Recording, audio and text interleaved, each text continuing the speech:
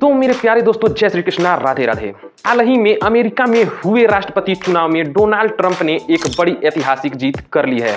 तो हम आज की वीडियो में यह जानेंगे कि आखिर क्या फर्क पड़ सकता है इंडिया पर और बाकी देशों पर डोनाल्ड ट्रंप के दोबारा राष्ट्रपति बनने पर।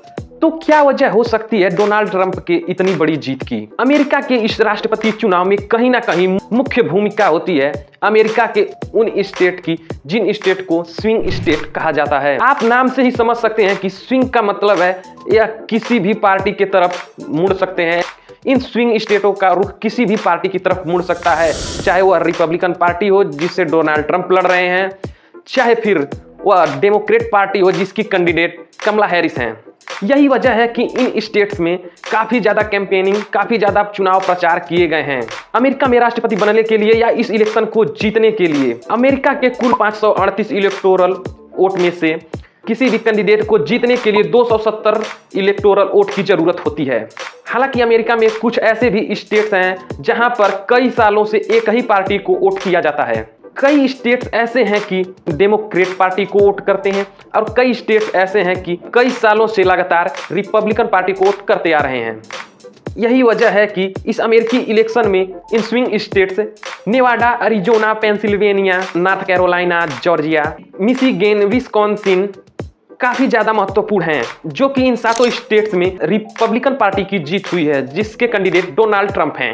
डोनाल्ड ट्रंप के राष्ट्रपति पद का शपथ ग्रहण 20 जनवरी 2025 को होगा। डोनाल्ड ट्रंप के राष्ट्रपति बनने से तो क्या इंपैक्ट पड़ेगा इंडिया पर, क्या फर्क पड़ेगा इंडिया पर और इंडियंस लोगों पर जो अमेरिका में रहते हैं। ट्रंप का सबसे बड़ा मुद्दा रहा है इलीगल इमिग्रेशन, यानी जो अमेरिका में अवैध अप्रवासी हैं। इलीगल इमिग्रेशन ही नहीं बल्कि लीगल इमिग्रेशन पर भी असर पड़ सकता है डोनाल्ड ट्रंप के राष्ट्रपति बनने से।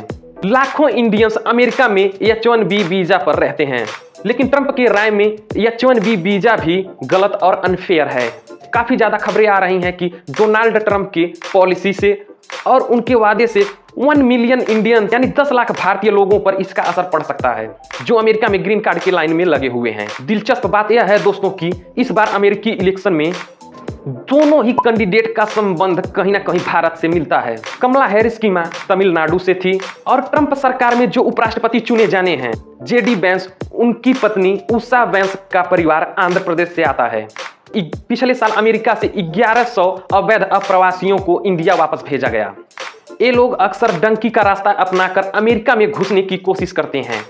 अगर बात करें लीगल इमिग्रेशन की तो डोनाल्ड ट्रंप इसके भी पक्ष में नहीं हैं। 2016 से 2020 तक जब डोनाल्ड ट्रंप राष्ट्रपति रहे थे तब उनके प्रशासन काल में कुछ ऐसे कदम उठाए गए थे जिससे US की कंपनियों के लिए H-1B वीजा भी लेना मुश्किल हो गया था। यह अमेरिका में काम करने वाले कर्मचारियों के लिए अस्थायी वीजा है जो 3 साल के लिए मान्य होता है, जिसको 6 साल तक भी बढ़ाया जा सकता है, जो कि सभी स्किल्ड इंडियन इसी वीजा पर कार्य करते हैं अमेरिका में। ट्रंप की पिछली सरकार में यही वीजा रिजेक्शन काफी ज्यादा बढ़ा था। अब तो ट्रंप की नई सरकार में यह भी कहा जा रहा है कि जो ऑटोमेटिक नागरिकता बच्चों को मिलती थी अब वह भी नहीं मिलेगी। ट्रंप के चुनाव प्रचार में अगला मुद्दा रहा है अर्थव्यवस्था और मुद्रा प्रसार को लेकर, और यह काफी ज्यादा बड़ा मुद्दा रहा है इस बार चुनाव प्रचार में। और साथ ही साथ इंडिया द्वारा अमेरिकन प्रोडक्ट्स पर लगाए जा रहे हाई टैरिफ्स यानी ज्यादा टैक्स पर भी आवाज उठाई है।